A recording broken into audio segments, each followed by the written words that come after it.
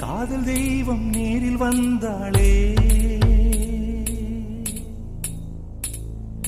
மானமுள்ள ஊமை போல தானம் கேட்க கூசி நின்றேனே. நிறங்கண்டு முகங்கண்டா நேசம் கொண்டேன், அவள் நிழல் கண்டே நான் பாசம் கொண்டேன். வெண்ணிலாவின் தேரிலேறி காதல் தெய்வம் நேரில் வந்தாளே.